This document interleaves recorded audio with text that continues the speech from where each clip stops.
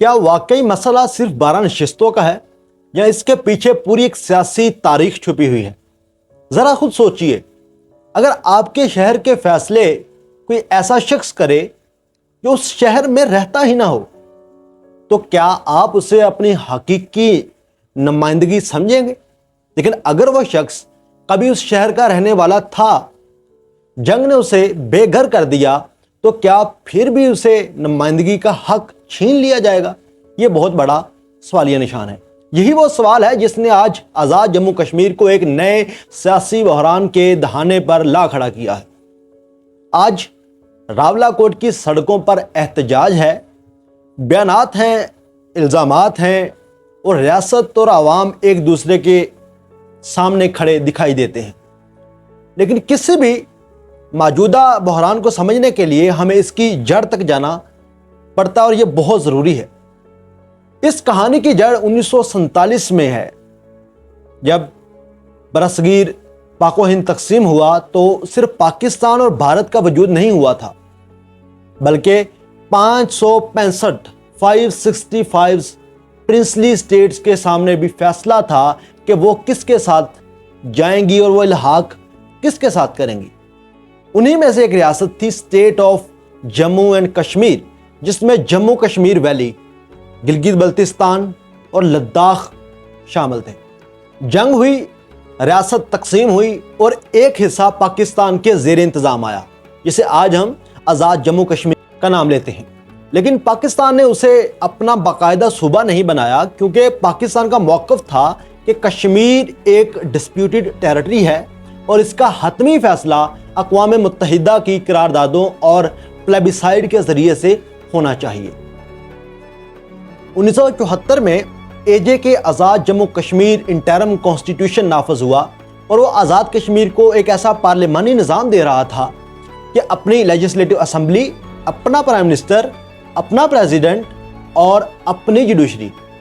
آج اسی اسمبلی کی کل 53 نشستیں ہیں، یعنی کہ 53، جن میں سے 45 جنرل نشستیں ہیں اور باقی مخصوص نشستیں شامل ہیں۔ مخصوص نشستوں میں ایک ٹیکنوکریٹ کی، ایک علماء و مشائخ کی، اور ایک فورن جو باہر رہنے والا آدمی ہے۔ لیکن انہی 45 جنرل نشستوں میں 12 ایسی نشستیں بھی ہیں جن پر اصل تنازع آن کھڑا ہوا ہے۔ یہ 12 نشستیں ان کشمیری مہاجرینوں کے لیے مخصوص ہیں جو 1947 اور بعد کے حالات میں ریاست جموں کشمیر سے ہجرت کر کے پاکستان کے مختلف شہروں میں آباد ہوئے تھے۔ ان کی ووٹنگ آزاد کشمیر میں نہیں ہوتی، بلکہ پاکستان کے مختلف علاقوں میں ہوتی ہے۔ یہی سے دو مختلف سیاسی نظریات سامنے آتے ہیں، جہاں پہ اصل ڈیبیٹ ہے اور جس بات کو ہم نے آج ڈی کوڈ کرنا ہے۔ پہلا نظریہ کہتا ہے کہ یہ لوگ بھی ریاست جموں کشمیر کے اسٹیٹ سبجیکٹس ہیں، ان کی نمائندگی ختم کرنا کشمیر کی تاریخی وحدت کو کمزور کرنے کے مترادف ہوگا۔ ان کے مطابق یہ نشستیں صرف سیاسی نہیں بلکہ کشمیر کا راز ہیں اور کشمیر کاز کی زندہ علامت ہیں، اور یہ نیریٹو ہماری ریاست پاکستان کا ہے، گورنمنٹ کا ہے، اسٹیٹ کا نیریٹو یہ ہے۔ لیکن دوسرا نظریہ جسے جوائنٹ عوامی ایکشن کمیٹی سمیت بعض مقامی حلقے پیش کر رہے ہیں، ایک مختلف سوال اٹھاتا ہے۔ وہ کہتے ہیں جو لوگ آزاد جموں کشمیر کے اندر رہتے ہی نہیں ہیں، وہ یہاں کے روزمرہ کے مسائل، بجلی، سڑک، تعلیم، صحت اور مقامی گورننس کے بارے میں قانون سازی کیسے کر سکتے ہیں؟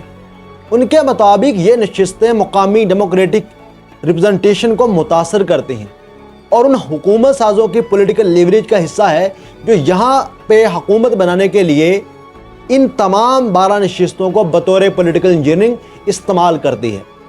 یہاں ایک بات سمجھنا بہت ضروری ہے کہ جوائنٹ عوامی ایکشن کمیٹی کوئی روایتی سیاسی جماعت بالکل نہیں ہے، بلکہ مختلف تاجر تنظیموں، وکلاء، سماجی کارکنوں اور شہری علاقوں پر مشتمل ایک سول سوسائٹی کولیشن ہے۔ اس کے مختلف اداروں میں مطالبات میں بجلی کی قیمتوں میں کمی، آٹے پر سبسڈی اور حکومتی مراعات، اور اب 12 نشستوں سے متعلق اصلاحات جیسے نکات شامل رہے ہیں، جو کہ 2025 میں بہت سارے نکات پر عمل پیرا ہو چکا تھا۔ تب ان 12 نشستوں کے مسئلے کو دبا دیا گیا۔ دوسری طرف حکومت اور ان نشستوں کے حامیوں کا موقف ہے کہ یہ نمائندگی آئینی تحفظ رکھتی ہے، اور اگر کسی میں کوئی تبدیلی ہونی ہے تو وہ صرف اسمبلی کے ذریعے آئینی ترمیم کے ذریعے ممکن ہے، ادروائز وہ کسی کے پریشر میں آ کے سیٹیں ختم نہیں کی جا سکتی۔ یہی وجہ ہے کہ آج اصل سوال صرف 12 نشستوں کا نہیں ہے، بلکہ ریپرزنٹیشن، لیجیٹیمیسی اور کانسٹیٹیوشنل بیلنس کا ہے۔ مشہور سیاسی مفکر بیان کرتا ہے، مجھے پولیٹیکل فلسفی کا سہارا لینا پڑے گا۔ جان لاک نے کہا تھا کہ ریاست کا بنیادی مقصد شہریوں کی جان، شہریوں کی آزادی اور ان کی بقا ہے، اور املاک کے حقوق کا تحفظ ہے، جبکہ ارسطوٹل نے سیاست کو مشترکہ بھلائی کے حصوں کا ذریعہ قرار دیا تھا، اور جین جیک روسو کے مطابق کسی بھی نظام کی اصل طاقت عوام کی رضامندی سے آتی ہے، اور وہ اصول ہیں جن پر جمہوری معاشرہ کھڑا ہوتا ہے۔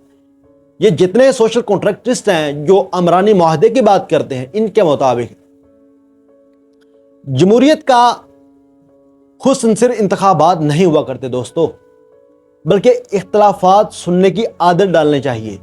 کشمیر کا بحران ہمیں ایک سوال پوچھنے پہ مجبور کرتا ہے، کیا جمہوریت صرف اکثریت کا نام ہے، یا پھر حقیقی جمہوریت وہ ہے جہاں پر شہری خود کو ریاست کے فیصلوں میں شریک محسوس کرے، انکلوسیو ان نیچر ہو، نہ کہ وہ ایکسکلوسیو ان نیچر؟